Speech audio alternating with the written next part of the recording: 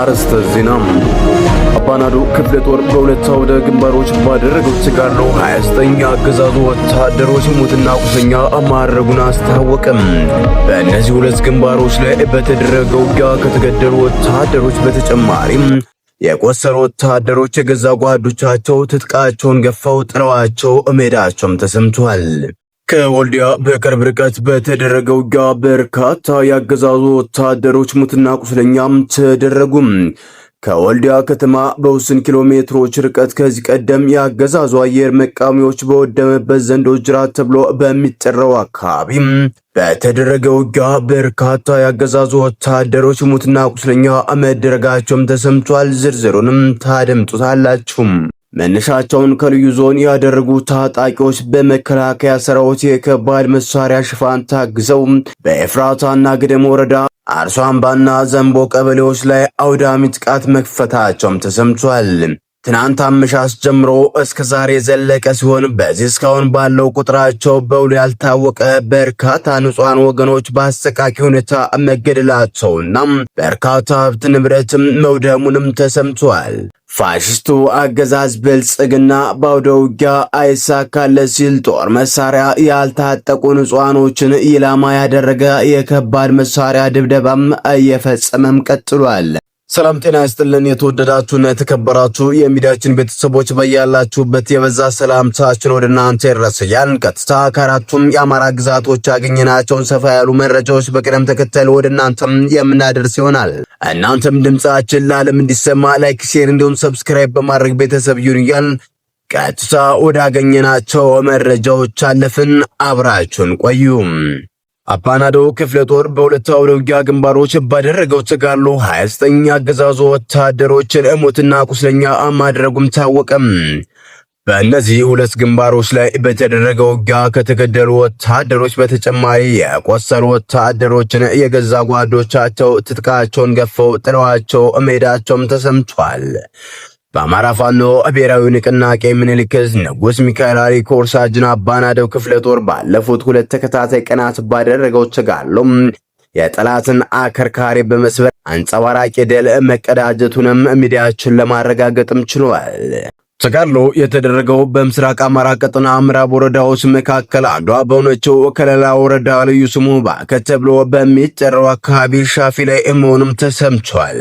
የመጀመሪያው ውጊያ በከለላ ወረዳ ልዩ ስሙ ባከት ተብሎ በሚጠራው አካባቢ ሊም ሲሆን በዚህ ግንባር ለተከታታይ 8 ሰዓት ከባድ የሆነ የጨበጣ ውጊያ መደረጉንም ክፍለ ጦሩ ለሚዲያችን በላከው መረጃም አስታውቋል። በውጊያው 7 ያገዛዙ ወታደሮች ሲደመሰሱም 15 ወታደሮች ደግሞ ክፉኛ ቆስለው በሞትና በሕይወት መካከል ይገኛሉ። በዚህ ግንባር በተደረገው ውጊያ ከተገደሉ 7 ወታደሮች በተጨማሪ የቆሰሉ 15 ወታደሮችን የገዛ ጓዶቻቸው ትጥቃቸውን ገፈው በአካባቢው ጎራዴ ተብሎ በሚጠራው ስፍራ ጥለዋቸው ሜዳችንም ለማረጋገጥ ችሏል። በወደ ግንባሩ ከዙ 23 ጀምሮ ሌሎች ከባድ መሳሪያዎችን ታጥቆ ለወረራ ሲንቀሳቀስ በነበረ የጠላት ኃይል ላይ ጥቃት በመክፈት ድል የተቀዳጁት አባናደው ክፍለ ጦር ስር ከመሐመድ ዳውድ ሬጅመንት የተውጣጡ የፋኖ አባላቶችም ናቸው። በተመሳሳይ በቀጥታ ሻፊ ተብሎ በሚጠራው ስፍራ በአባናደው ክፍለ ጦር ስር የሸዋንግዛው ሬጅመንት አባላት ባደረጉት ተጋድሎ ከ7 ወታደሮች በላይ ሙትና ቁስለኛ የተደረጉ ሲሆን በርካታ የጠላት ወታደራዊ ንብረቶችም በፋኖ ቁጥጥር ስር መዋላቸውም ታውቋል። በተመሳሳይ መረጃም ከወልዲያ በቅርብ ርቀት በተደረገው ውጊያ በርካታ ያገዛዙ ወታደሮች ሙትና ቁስለኛ ተደረጉ። ከወልዲያ ከተማ በውስን ኪሎ ሜትሮች ርቀት ከዚህ ቀደም ያገዛዙ አየር መቃወሚያ በወደመበት ዘንዶ ጅራት ተብሎ በሚጠራው አካባቢ ትናንት የካቲት 12 ቀን 2018 ዓ.ም ከረፋድ ጀምሮ በተደረገው ውጊያ በርካታ ያገዛዙ ወታደሮች ሙትና ቁስለኛ መደረጋቸውንም የሚዲያችን የግንባር ዘጋቢዎችም ለማረጋገጥም ችለዋል። ውጊያው የተካሄደው ዘንዶ ጅራት ተብላ በምትጠራው ከወልዲያ ሳንቃ ባለው የፌዴራል መስመሩን ተከትሎ ቃሊም መገንጠያ አካባቢ ከምትገኘው አካባቢ ላይ መሆኑም ተሰምቷል። ከፍተኛ ወታደራዊ አዛዦችን ለማሳለፍ ከወልዲያ ጥቁር ውሃ ጀምሮ አላገዶ፣ ዘንዶ ጅራት፣ አፍሪኬር፣ ቃሌም መገንጠያ እስከ ሳንቃ መገንጠያ ድረስ በአየር መቃወሚያና በሌሎች ከባድ መሳሪያዎች ሽፋን ታግዞ የአውራ ጎዳናውን ግራ ቀኝ ወጥሮ የነበረው ያገዛዙ ኃይልም ዘንዶ ጅራት ላይ ተቆርጦ በተሰነዘረበት መብረቃዊ ጥቃት ከባድ የሆነ የሰብአዊና ቁሳዊ ኪሳራ እንዲሁም ሞራላዊ ኪሳራ መከናነቡ ነው የሚዲያችን የጦር ግንባር ዘጋቢዎችም ያረጋገጡትም። በጠላት ኃይል ላይ የቆረጣ ማጥቃት ከፍተው በርካታ ወታደሮችን ሙትና ቁስለኛ በማድረግ ድል የተቀዳጁት በአማራ ፋኖ ብሔራዊ ንቅናቄ ምኒልክ ዕዝ ስር የጠላት ራስ ምታት የወገን ኩራት የሚል ቅጽል ስም የሚታወቁት የአሳምነው ክፍለ ጦር ፋኖችም ናቸው። በክፍለ ጦሩ ስር አራተኛ ሬጅመንት አባላት በሰሩት ጀብድ በርካታ ወታደሮች ሙትና ቁስለኛ ተደርገዋል። ቀሪው ኃይል ደግሞ ዙ 23 የውር ድንበሩን እየተኮሰ ወደ ወልዲያ ከተማ መፈርጠጡም ተሰምቷል። መነሻቸውን ከልዩ ዞኑ ያደረጉ ታጣቂዎች በመከላከያ ሰራዊት የከባድ መሳሪያ ሽፋን ታግዘው በኤፍራታና ግድም ወረዳ አርሶ አምባና ዘንቦ ቀበሌዎች ላይ አውዳሚ ጥቃት መክፈታቸው ተሰምቷል። ጥቃቱ ከትናንትና የካቲት 12 ቀን 2018 ዓ.ም አመሻሽ ጀምሮ እስከ ዛሬ የዘለቀ ሲሆን በዚህ እስካሁን ባለው ቁጥራቸው በውል ያልታወቀ በርካታ ንጹሃን ወገኖች በአሰቃቂ ሁኔታ መገደላቸውና በርካታ ሀብት ንብረትም መውደሙንም ሚዲያችን ያነጋገራቸው የአካባቢው ነዋሪዎችም ገልጸዋል። ተከምሮ የተቀመጠ የእህል ነዶና መኖሪያ ቤቶች በአሁን ሰዓት በሰዓት እየጋዩ ነው። ቀሪው ነዋሪ ሕይወቱን ለማትረፍ ወደ ሸዋሮቢትና አካባቢው በሽሽት ላይ ይገኛል።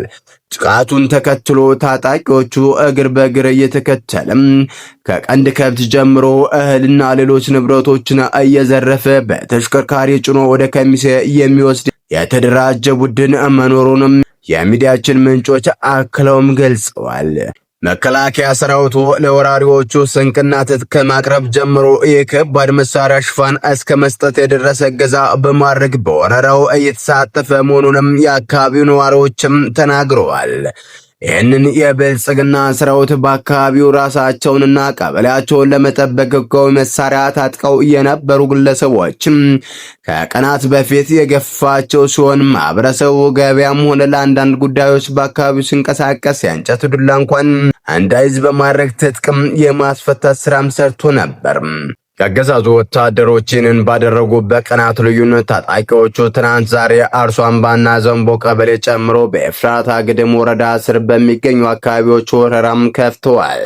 በተመሳሳይ አገዛዙ ከጥር 26 ቀን 2018 ዓ.ም ጀምሮ ለቀናት በቀጠናው የኔትወርክና የመብራት አገልግሎት አቋርጦ ከተዋጊ ሄሊኮፕተርና የሰው አልባ አውሮፕላን ጀምሮ ከፍተኛ ቁጥር ያለው የኮማንዶ ሰራዊት አሰልፎ ውጊያ በከፈተበት ወቅትም እነዚሁን የልዩ ዞኑን ታጣቂዎች እንዲያገዙት አስገብቶ ንጹሃኖችን አስጨፍጨፉን ጣቢያችንም የዓይን እማኞችን ዋቢ በማድረግ በወቅቱ መዘገቡ አይዘነጋም።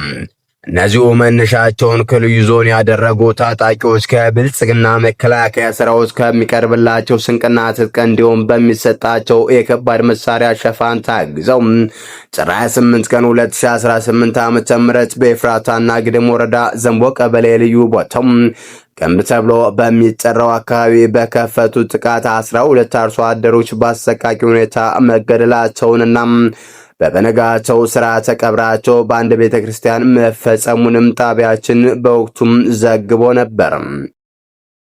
ሰላም ጤና ይስጥልን። የተወደዳችሁና የተከበራችሁ የሚዲያችን ቤተሰቦች ለሰዓቱ የነበሩን መረጃዎች እነዚህን ይመስሉ ነበር። በሌላ በተጠናከረ መረጃዎች እስከምንገናኝ በያላችሁበት ሰላም ቆዩልን።